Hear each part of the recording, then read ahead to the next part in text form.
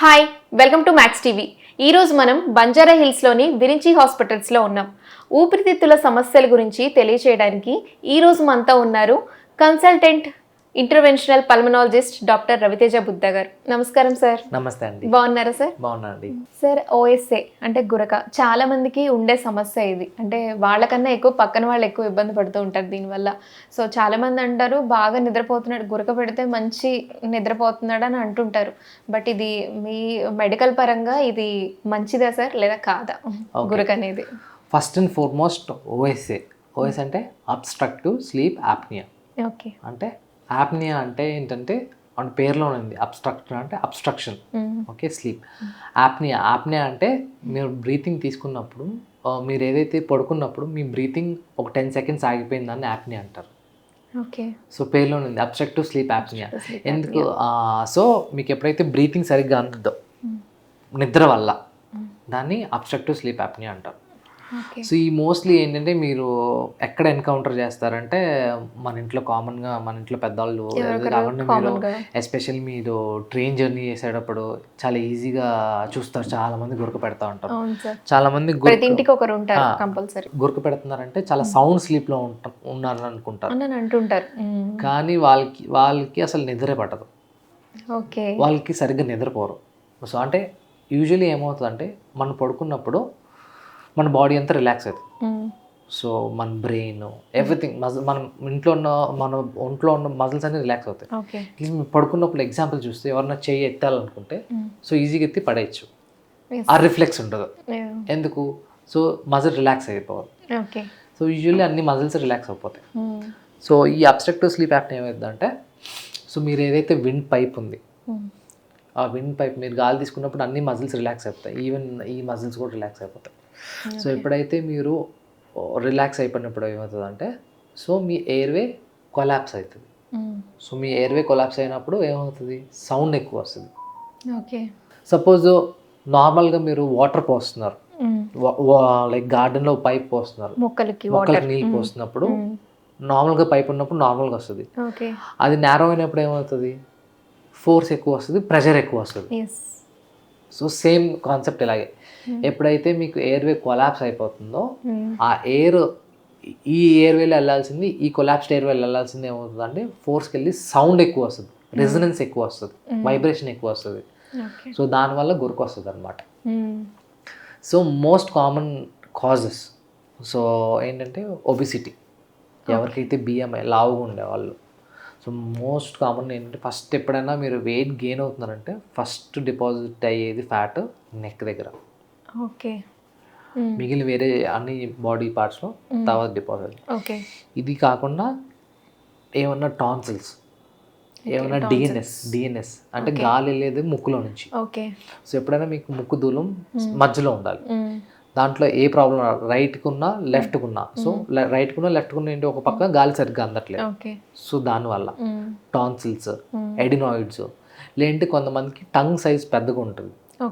So అది పడుకున్నప్పుడు ఇలాగ ఏమవుతుందంటే పోస్టీర్గా టంగ్ పడిపోతుంది అనమాట. వెనక్కి పడిపోయినప్పుడు ఏమవుతుంది? గాలి సరిగ్గా ఊపిరితిత్తుల్లోకి సరిగ్గా అందదు.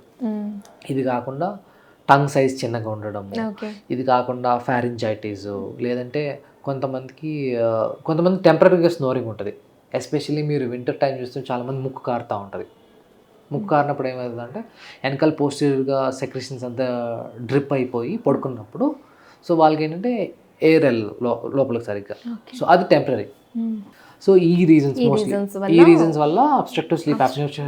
సో దీనివల్ల ప్రమాదం ఏంటి? సో ఎప్పుడైతే యూజువల్లీ మనకి స్లీప్ సైకిల్ అనేది 4 స్టేజెస్లో ఉంటుంది. ఓకే. ఆర్ఈఎం, ఎన్ఆర్ఈఎం అంటారు. Rapid eye movement, non rapid eye movement అని 2 సైకిల్. సో మొత్తం కంప్లీట్ ఒక స్లీప్ సైకిల్ 120 మినిట్స్ ఉంటుంది. ఒక sleep cycle, total sleep cycle. So ఎప్పుడైతే టోటల్ మన హోల్ నైట్ 6 అవర్స్ తీసుకుంటే యావరేజ్ మనం 6 to 8 అవర్స్ పడుకుంటాం. పడుకున్నప్పుడు ఏమవుతుందంటే సో యావరేజ్లో 4 to 5 సైకిల్స్ అనేది ఉండాలి. సో అప్పుడే మీ బ్రెయిన్ అనేది రిలాక్స్ అవుతుంది. సో ఎప్పుడైతే గురక ఉంది, ఈ గురక వల్ల ఏమవుతుందంటే మీకు గాలి సరిగ్గా అందదు. ఎయిర్వే నేరో అయినప్పుడు ఏమవుతుంది? చాలామంది మీరు చూసినప్పుడు ఏంటంటే సడన్గా నిద్రలో లెగుస్తారు. ఎందుకు? ఎయిర్ హంగర్ అంటాం అనమాట. అంటే గాలి అందక అంటే వాళ్ళకి గాలి అందరూ ఊపిరి, సో వాళ్ళ బ్రెయిన్ అవేక్ అవుతుంది.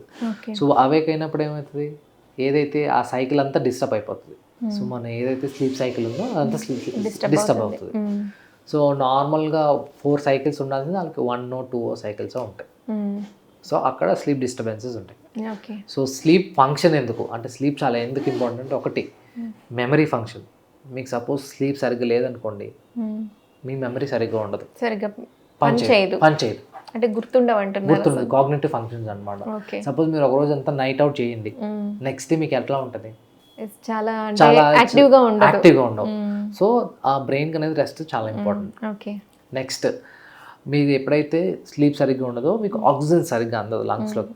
సో మీ లంగ్స్లో ఆక్సిజన్ సరిగ్గా అందకపోతే మీ హార్ట్ ఫాస్ట్గా పంప్ అవుతుంది. సో హార్ట్ ఫంక్షన్ అయితే స్ట్రక్చరల్ డ్యామేజ్ అయిపోతుంది, అంటే పర్మనెంట్ చేంజెస్ వచ్చేస్తాయి. సో వీళ్ళు ఏంటంటే కామన్గా బీపీ వచ్చే ఛాన్సెస్ ఉంటుంది. నెక్స్ట్ డయాబెటీస్, కొలెస్ట్రాల్ లెవెల్స్ పెరగడం, ఇంకొకటి lack of sexual drive. So చాలా మందికి ల్యాక్ ఆఫ్ సెక్షువల్ డ్రైవ్ కూడా ఉంటుంది. సో గురక వల్ల ల్యాక్ ఆఫ్ సెక్షువల్ డ్రైవ్ కూడా ఉంటుంది అనమాట. సో ఈ మోస్ట్ కామన్ ఏమవుతుంది ప్రాబ్లమ్స్ వస్తుంది స్నోరింగ్ వల్ల. సో ఇది ఎట్లా, సపోజ్ మీకు గురక వస్తుందంటే మీకు ఈజీగా ఫస్ట్ ఐడెంటిఫై, మీ ఇంట్లో వాళ్ళే మీకు చెప్తారు మీరు గురక పెడుతున్నాను, ఫస్ట్ మీరు ఐడెంటిఫై చేయాలి ఏంటి కాజ్ అని. అంటే పెథలాజికల్ కాజ్, ఫిజియలాజికల్ కాజ్ అనేది ఐడెంటిఫై చేయాలి ఫస్ట్.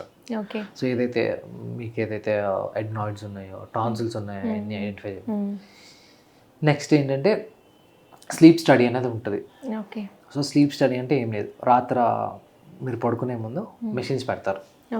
సో మీరు ఎంతసేపు రెస్పిరేషన్ తీసుకున్నారు, ఎంత డీసాచురేటెడ్, మీరు పడుకున్నప్పుడు గాలి వెళ్ళదు కదా, సో ఇప్పుడు ఆబ్వియస్గా బ్లడ్లో ఆక్సిజన్ లెవెల్స్ పడిపోతాయి కదా. సో ఎంత % డీసాచురేట్ అయ్యారు, ఎంత హార్ట్ రేట్ ఉంది, సో ఎన్నిసార్లు లెగిసారు, ఎన్ని సైకిల్స్ అంటే ఆర్ఎం దాకా మాట్లాడుకున్నాం కదా, ఎన్ని సైకిల్స్ అయినాయి. సో అదంతా డేటా కలెక్ట్ చేస్తుంది అనమాట. సో అందులో కూడా 4 లెవెల్స్ ఉంటాయి, level 1, level 2, level 3, level 4. Okay, level 4 ఏంటంటే జస్ట్ బేసిక్ అనమాట, మనకి ఒక ప్రోబ్ లాగా ఉంటుంది. మీరు పడుకున్నప్పుడు ఎంత డీసాచురేషన్ అయింది ఏదంటే అది పెద్ద ఇన్ఫర్మేషన్ ఏం రాదు. లెవెల్ 3 వచ్చేసి ఇన్ జనరల్గా లెవెల్ 3, లెవెల్ 2 ఇంట్లోనే చేసుకోవచ్చు.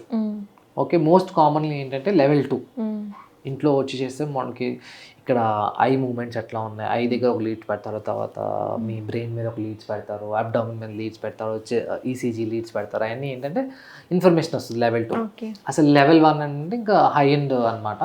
అది యూజువల్లీ ఓన్లీ స్లీప్ ల్యాబ్స్లోనే చేస్తారు, ఓన్లీ హాస్పిటల్స్లోనే చేస్తారు. సో అదేంటంటే కెమెరా పెడతారు, కెమెరా పెట్టి మీరు ఎంతసేపు పడుకున్నారు, మీ లిమ్ మూమెంట్స్ ఎలా ఉన్నాయి మొత్తం అంతా, సో మొత్తం డేటా వచ్చేస్తుంది. వన్స్ ఈ స్లీప్ స్టడీ చేసిన తర్వాత మీకు AHI ఇండెక్స్ అని ఉంటుంది, ఆప్నియా హైపాప్నియా ఇండెక్స్. సో అందులో మీరు ఎంత % డీసాచురేషన్ అయ్యారు, ఎంత % రెస్పిరేటరీ ఎఫెక్ట్ పెట్టారు. సో వీళ్ళకి సిమ్టమ్స్, మీకు గురక ఉందంటే సిమ్టమ్స్ ఏంటి, most common obstructive sleep apnoea symptoms ఏంటంటే, మీరు లేచినంటే మార్నింగ్ హెడేక్స్ ఉంటాయి, ఎర్లీ మార్నింగ్ హెడేక్స్, చాలా మందికి నిద్ర సరిపోక ఎర్లీ మార్నింగ్ హెడేక్స్ ఉంటాయి. తర్వాత ఓరల్ డ్రైనెస్, మొత్తం అంతా మౌత్ అంతా డ్రై అయిపోతుంది, ఎందుకంటే మౌత్ ఓపెన్ చేసి ఎయిర్ హంగర్ ఎక్కువ ఎయిర్ వెళ్ళటం వల్ల డ్రైనెస్ ఉంటుంది. 2 కొంతమందికి చాలా యాక్సిడెంట్స్ అవుతాయి, మనకి మీరు రోడ్ ట్రాఫిక్ యాక్సిడెంట్స్ చూసుంటారు. చాలా మటుకి ఏమవుతుందంటే ఓఎస్సీ అబ్స్ట్రక్టివ్ స్లీప్ ఆప్నియా, వాళ్ళు సరిగ్గా నిద్రపోవడం వల్ల మార్నింగ్ ఊరికి డోజ్ అవుతారు, కార్ డ్రైవ్ చేసేటప్పుడు కానీ పోవడం వల్ల, next car driving car accidents వల్ల. నెక్స్ట్ ఇంకొకటి ఏంటంటే ఎవరైతే కొంతమందికి పేపర్ జస్ట్ 1 minute చూసినా కానీ నిద్రపోతూ ఉంటారు, అది లేదా కొంతమందికి జస్ట్ 1 minute 2 minutes టీవీ చూస్తున్నా ఐడియల్గా కూర్చుంటే వాళ్ళకి ఈజీగా నిద్ర వచ్చేస్తుంది. సో ఇవన్నీ సిమ్టమ్స్ అనమాట, ఎర్లీ మార్నింగ్ హెడేక్స్, తర్వాత ఓరల్ డ్రైనెస్, తర్వాత డోజింగ్, ఇవన్నీ.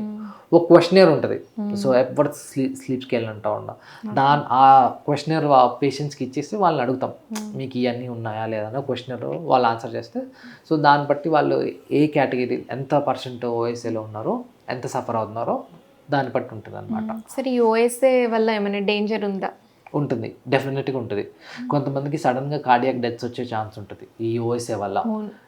ఎందుకంటే ఇప్పుడు చాలా మంది సాధారణంగా గురకంటే ఏముందిలే అని అనుకుంటుంటారు, సో దీనివల్ల డేంజర్ అనేది తెలియదు. ఉంటుంది, ఎందుకంటే సడన్గా కార్డియాక్ డెత్స్ అయ్యే ఛాన్సెస్ ఉంటాయి. ఎందుకంటే ఎప్పుడైతే మీరు సపోజ్ నిద్రలోంచి వేకప్ చేస్తుంది. నార్మల్గా అంటే heart attack. హార్ట్ రేట్ వచ్చేసి 70 to 90 ఉండాలి. సో ఎప్పుడైతే మీరు మీరు ఎప్పుడైతే మీకు ఆ గాలి సరిగ్గా అందట్లేదు, అందులేనప్పుడు ఏమవుతుంది, హార్ట్ ఫాస్ట్గా పంప్ అవుతుంది. కొంతమందికి ఈవెన్ 150-200 వరకు వెళ్ళిపోతుంది. ఓకే. సో అలా ఫాస్ట్గా అందకపోవడం వల్ల సడన్గా అంత ఫాస్ట్గా పంప్ అవడం వల్ల అంటే బ్లడ్ సరిగ్గా అందదు అందరికి. యూజువల్లీ నార్మల్గా 70 to 90 టైమ్స్ కొట్టుకుంటేనే నార్మల్గా ఐడియల్ అనమాట. ఓకే. ఫాస్ట్గా కొట్టుకున్నా స్లోగా కొట్టుకున్నా ప్రాబ్లం అవుతుంది.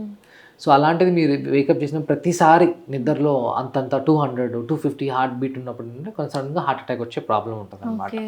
సో ఇది అంటే దీనికి ట్రీట్మెంట్ ఉంటుందా సార్? ఉంటుంది.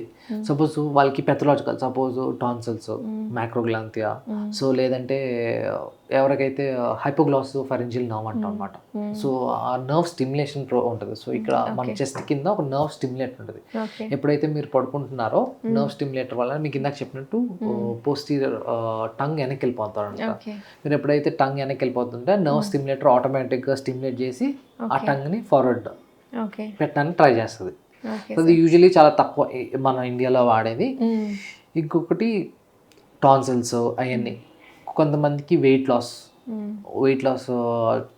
లైఫ్ స్టైల్ మార్చుకోమని చెప్తారు. మాడిఫికేషన్ చేయమని చెప్తారు. కొంతమంది మార్బిడ్ ఒబీస్ పేషెంట్స్ ఉంటారు, లైక్ BMI more than 40 అట్లాంటి వాళ్ళకి ఏంటంటే వీళ్ళు tell them to go for bariatric surgery. Medicines ఏమైనా ఉంటాయా సార్ దీనికి? సో మోస్ట్లీ వీళ్ళకి మెడికేషన్స్ పనిచేసే, అంటే ఈ మెడికేషన్స్ ఏంటంటే చాలా తక్కువ రోల్ ఉంటాయి. వెయిట్ లాస్ మెడికేషన్స్ అనేది మోస్ట్లీ ఏంటంటే మన ఫిజికల్ యాక్టివిటీస్ చేయడం వల్ల ఏంటంటే weight loss lifestyle modification చేసుకోమని చెప్తారు. బెటర్. ఇంకా మార్బిడ్ ఒబీస్ పేషెంట్స్లో సర్జరీ ఒకటి. ఇంకొంతమందికి ఏంటంటే వెయిట్ లాస్ అవ్వలేరు, అలాంటి కొన్ని ప్రాబ్లమ్స్ ఉన్నాయి. సో వీళ్ళకి ఏంటంటే పాజిటివ్ ఎయిర్వే థెరపీ అంటాం అనమాట. పాజిటివ్ ఎయిర్వే థెరపీ అంటే మన ఒక చిన్న డివైస్, స్మాల్ డివైస్ లాగా ఉంటుంది. సో అది నోస్కి మౌత్కి కనెక్ట్ చేస్తాం అనమాట. అది కనెక్ట్ చేయడం ఏంటంటే పాజిటివ్ ఎయిర్వే ప్రెషర్ ఏంటంటే ఆ ప్రెషర్తో ఎయిర్ ఇవ్వటం వల్ల అంటే ఎయిర్వే పడుకున్నప్పుడు ఓపెన్ అవుతూ ఉంటుంది. సో దానివల్ల అంటే గురక సమస్య తగ్గే ఛాన్సెస్ ఉంటుంది. Okay sir, thank you sir. Thank you.